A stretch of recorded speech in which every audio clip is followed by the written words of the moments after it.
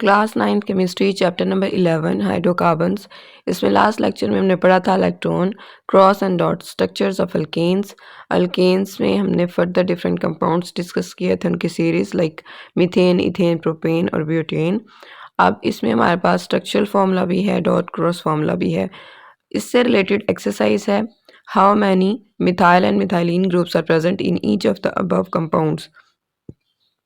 ऊपर दिए गए कंपाउंड्स में हमने देखना है कि कितने CH3 यानी मिथाइल ग्रुप्स हैं और कितने CH2 यानी मिथाइलिन ग्रुप्स हैं। सबसे पहले मीथेन को देखते हैं। इसमें एक कार्बन है, उसने 4 हाइड्रोजन के साथ बॉन्ड बनाया हुआ है, फुली सैचुरेटेड है। तो इसके अंदर कोई मिथाइल या कोई मिथाइलिन ग्रुप एग्जिस्ट नहीं करता। बाज़ ऑथर्स के अकॉर्डिंग एक मिथाइलिन या एक मिथाइल ग्रुप एग्जिस्ट करता है अगर CH3 को सेपरेट कर लें या CH2 को। उसके बाद इथेन है। इथेन में हमारे पास अगर आप देखें तो कार्बन का 3 हाइड्रोजन के साथ बॉन्ड है, फिर कार्बन का 3 हाइड्रोजन के साथ बॉन्ड है, कार्बन का आपस में भी बॉन्ड है, लेकिन हमें बेसिकली CH3 नज़र आ रहा है ना, तो वही हमें चाहिए और उसकी बेस पे हम कह सकते हैं कि 2 मिथाइल ग्रुप एग्जिस्ट करते हैं। प्रोपेन में आप देखें शुरू और आखिर में 2 मिथाइल ग्रुप्स हैं और दरमियान में एक मिथाइलिन ग्रुप है, क्योंकि CH3 2 दफ़ा है और CH2 एक दफ़ा है। फिर ब्यूटेन में देखें तो शुरू और आखिर में 2 मिथाइल ग्रुप हैं और सेंटर में 2 मिथाइलिन ग्रुप्स हैं, क्योंकि CH3 2 मरतबा है और CH2 भी 2 मरतबा है। नेक्स्ट टॉपिक है प्रिपरेशन ऑफ अल्केन्स। अल्केन्स हमने तैयार करने हैं तो इसके लिए मुख्तलिफ मेथड सीखेंगे। Generally any member of the alkane series can be prepared by the following methods. हमने अल्केन सीरीज़ के मुख्तलिफ मेंबर्स के बारे में पढ़ा, like methane, ethane, propane, butane, तो एंड सो ऑन। इनको हम मुख्तलिफ मेथड से हासिल कर सकते हैं। सबसे पहला तरीकाकार है क्रैकिंग ऑफ हायर हाइड्रोकार्बन्स। जो बड़े बड़े हाइड्रोकार्बन्स होते हैं जिनमें हाइड्रोजन और कार्बन्स की तादाद ज़्यादा होती है, उनको हमने तोड़ना है और छोटे हाइड्रोकार्बन्स में कन्वर्ट करना है, क्योंकि बड़े वाले जो हैं उनकी डिमांड नहीं है इतनी और जो छोटे हाइड्रोकार्बन्स हैं उनकी डिमांड ज़्यादा होती है। Cracking is the name of a process in which hydrocarbons with higher molecular masses which are lesser in demand are broken up into smaller hydrocarbons which are more in demand। यानी कि बड़े बड़े hydrocarbons जिनका molecular mass ज़्यादा होता है और demand उनकी कम होती है, उनको हम तोड़ देते हैं। बड़े हाइड्रोकार्बन्स को तोड़ देते हैं और उनको छोटे हाइड्रोकार्बन्स में कन्वर्ट कर देते हैं। छोटे हाइड्रोकार्बन्स की डिमांड ज़्यादा होती है। This is done by heating the hydrocarbons at high temperature in the presence of a catalyst. इसके लिए हमें हाई टेम्परेचर और कैटलिस्ट की ज़रूरत होती है। जब हम बहुत ज़्यादा हीट दे के कैटलिस्ट की मौजूदगी में गर्म करते हैं तो ऑटोमेटिकली हायर हाइड्रोकार्बन्स टूट के छोटे छोटे हाइड्रोकार्बन्स में कन्वर्ट हो जाते हैं। Fractional distillation of petroleum gives naphtha which consists of a mixture of liquid hydrocarbons. It is then heated at around 500 degrees Celsius in the presence of catalyst called zeolite to give hydrocarbons which have 5 to 10 carbon atoms.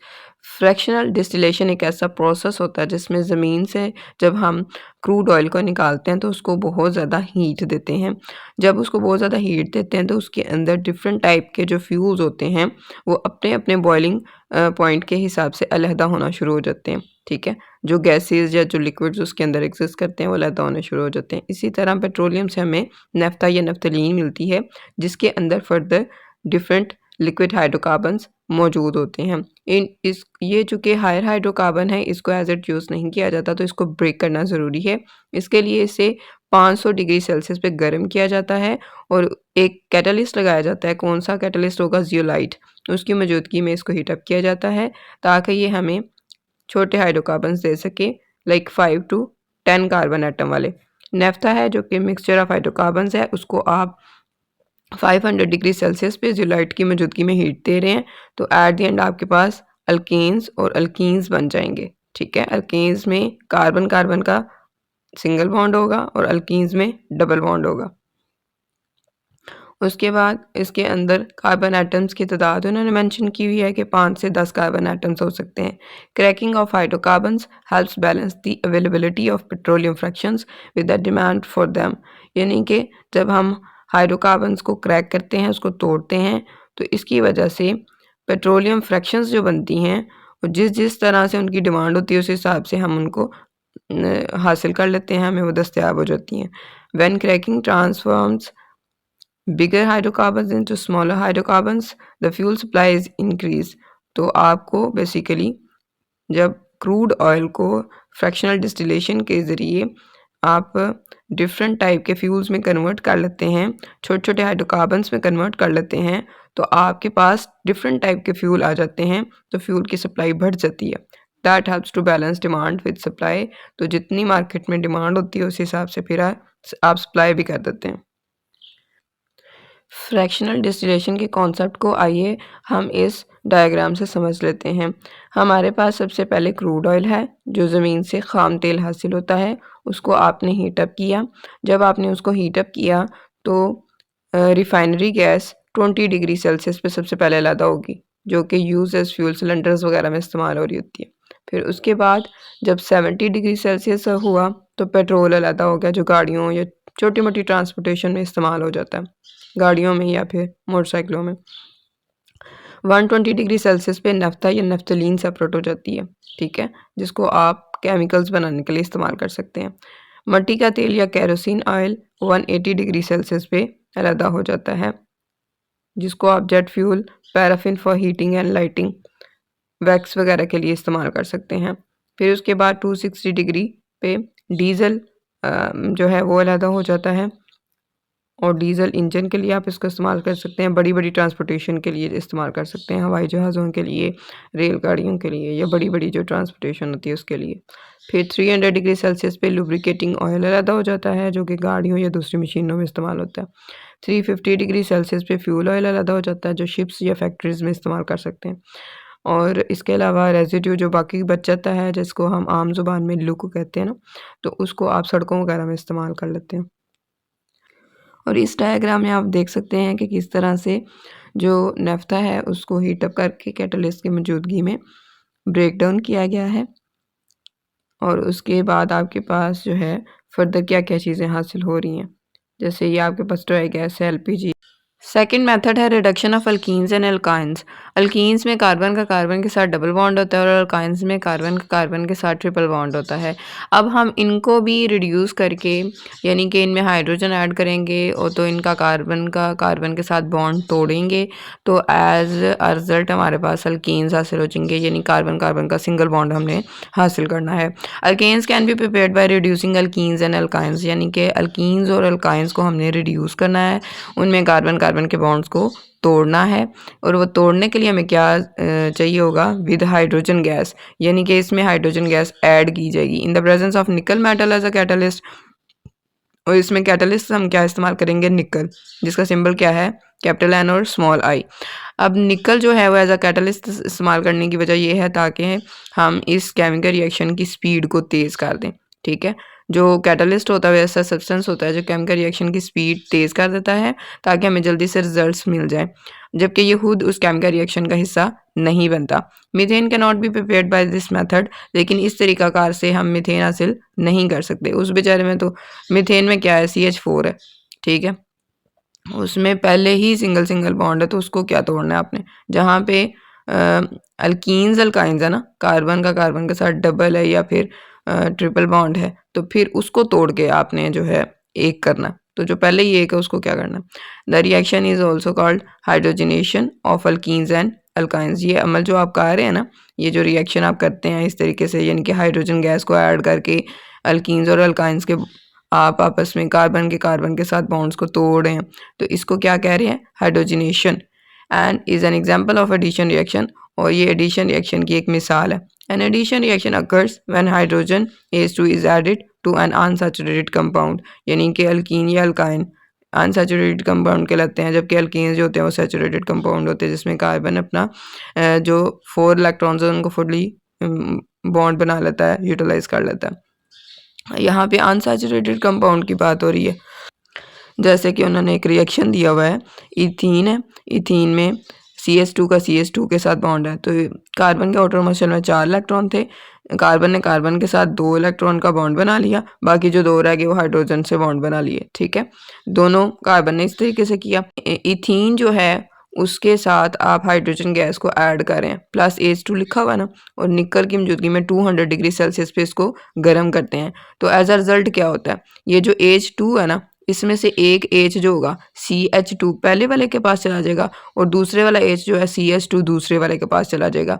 और जो carbon का carbon के साथ bond था ना, वो 2 लाइनें थी ना, एक बॉन्ड टूट जाएगा जिसमें उसने 2 इलेक्ट्रॉन जो शेयर किए हुए थे ना, वो टूट जाएगा। या दूसरे लफ्ज़ों में आप ये कह सकते हैं, जो आपने H2 यूज़ किया है वो H2 जो है एक लाइन को या एक बॉन्ड को रिमूव करने के लिए इस्तेमाल किया गया है। तो एज अ रिजल्ट क्या होगा, CH2 के पास एक और H आएगा तो CH3 बन जाएगा, तो वो इथेन कहलाएगा। ठीक है। और दूसरे वाला CH2 भी जब H एक हासिल करेगा तो CH3 बन जाएगा और इनकी लाइन जो होगी वो सिंगल रह जाएगी। आपने बेसिकली यहाँ रिडक्शन जो की है, तो आपने हाइड्रोजन गैस को ऐड करके इनका बॉन्ड तोड़ा है। ठीक है, 2 से एक लाइन काट दी है। अब इसके बाद आप इथाइन की अगर बात करें तो यहाँ पे कार्बन का कार्बन के साथ ट्रिपल बॉन्ड है। ठीक है, सी ने सी के साथ जो है ट्रिपल बॉन्ड बनाया, बाकी जो एक उसका इलेक्ट्रॉन बच गया था वो हाइड्रोजन के साथ उसने यूज़ कर लिया। तो ये आपके पास इथाइन है।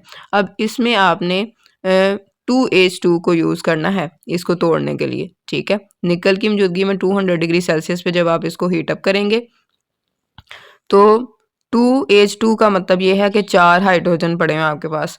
तो उन 4 हाइड्रोजन के ज़रिए आपने 2 बॉन्ड तोड़ने हैं।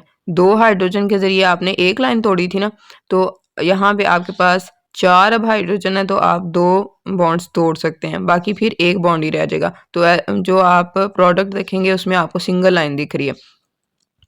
हाइड्रोजन टोटल आपके पास कितने हैं, 4। ठीक है, पहले वाले CH के पास अगर 2 हाइड्रोजन चले जाएं तो CH3 हो जाएगा, क्योंकि एक तो पहले ही है ना, तो 2 और आएंगे तो 3 हो जाएंगे, CH3 हो जाएगा। इसी तरीके से जो दूसरे वाला CH है तो उसके पास भी एक हाइड्रोजन पहले था, 2 उसको और मिल जाएंगे तो 3 हो जाएंगे, CH3, तो ये इथेन बन जाएगा। ठीक हो गया, यानी कि हमने इथीन और इथाइन जो है उनके आपस में डबल और ट्रिपल बॉन्ड्स को बिलतरतीब तोड़ के अल्केन्स में यानी कार्बन कार्बन के सिंगल बॉन्ड में कन्वर्ट कर दिया है। ये भी एक तरीकाकार है अल्केन्स की तैयारी का।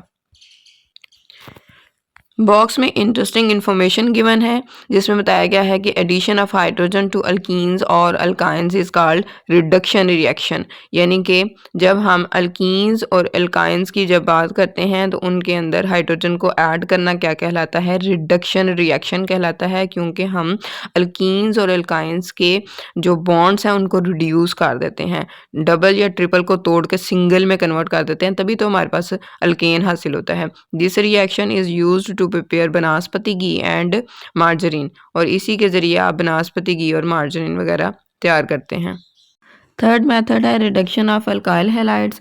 अल्काइल और हैलाइड्स वाले हम समझ लेते हैं। अल्काइल क्या होते हैं, ये बेसिकली अल्केन्स के डेरिवेटिव्स होते हैं। मिसाल के तौर पे मीथेन है, उसका फॉर्मूला CH4। अब उसमें से अगर आप एक हाइड्रोजन निकाल देते हैं तो बाकी रह जाएगा CH3 और एक बॉन्ड, यानी कि एक लाइन हम साथ शो करते हैं कि उसके साथ कोई और अटैच हो सकता है एलिमेंट। तो यहाँ पे हमने बेसिकली अल्काइल के बारे में पढ़ा कि वो क्या है, कि अल्केन के डेरिवेटिव्स हैं, यानी कि जैसे अगर आपके पास मीथेन है उसमें से एक हाइड्रोजन आपने कम किया तो बाकी CH3 रह गया और एक बॉन्ड की लाइन हम शो कर रहे होते हैं। जो हैलाइड्स होते हैं वो बेसिकली हेलोजेंस होते हैं, यानी कि हेलोजेंस क्या है, 17वें या 7वें ग्रुप से जो बिलोंग करते हैं, जैसे iodine, chlorine, fluorine, bromine and so on. तो आपने अल्काइल हैलाइड्स की रिडक्शन करनी है। अब अल्काइल हैलाइड्स को आप शो करते हैं, अल्काइल के लिए R, हैलाइड्स के लिए X यूज़ कर देते हैं, RX can be reduce to alkanes, उनके भी आप अल्केन्स बना सकते हैं। कैसे, with hydrogen generated by reaction of zinc metal with hydrochloric acid. जब आप जिंक मेटल को हाइड्रोक्लोरिक एसिड के साथ रिएक्ट करवाते हैं तो आपके पास हाइड्रोजन जनरेट होती है, और उस हाइड्रोजन को आपने अल्काइल हैलाइड्स के साथ रिएक्ट करवा के अल्केन्स बनाने हैं। जैसे जिंक है, उसको HCl के साथ हाइड्रोक्लोरिक एसिड के साथ आपने रिएक्ट करवाया तो आपके पास जिंक क्लोराइड बन गया और उसके साथ 2H बन गया। ठीक है, उस 2H को आपने फर्दर किस तरह से करना है यूज़, के RX यानी कि अल्काइल हैलाइड के साथ उस 2H को रिएक्ट करवाना है। उस 2H में से एक H जो है वो R के साथ जुड़ जाएगा और दूसरे वाला जो है वो X के साथ जुड़ जाएगा, तो इसलिए R2H एक बॉन्ड होगा प्लस H2X एक बॉन्ड होगा। फिर उसके बाद आपके पास CH3 और Cl है। है CH3 बेसिकली ऐसे ही बना ना आपके पास, CH4 में से अगर आप एक हाइड्रोजन निकाल दें तो बाकी आपके पास CH3 रह जाता है, जो हमने बात की थी कि अल्काइल ऐसे बनता है, ठीक है। और हेलोजन या हेलाइड्स आपने जो है वो 17वें ग्रुप से कोई एलिमेंट लेना था तो आपने क्लोरीन ले लिया, तो अल्काइल हेलाइड यानी कि जहाँ पे R और X है ना उसकी जगह CH3 और Cl आपने लगा दिया, ठीक है। इन दोनों को आपने लिया और उसके साथ जिसको हम मजमूई तौर पर क्लोरोमीथेन कह सकते हैं, तो zinc metal with hydrochloric acid को रिएक्ट करवाया 2H की मौजूदगी में, ठीक है। तो उन 2H में से एक H जो होगा वो CH3 के पास चला जाएगा और एक H जो होगा वो Cl के पास चला जाएगा, उसके साथ बॉन्ड बना लेगा।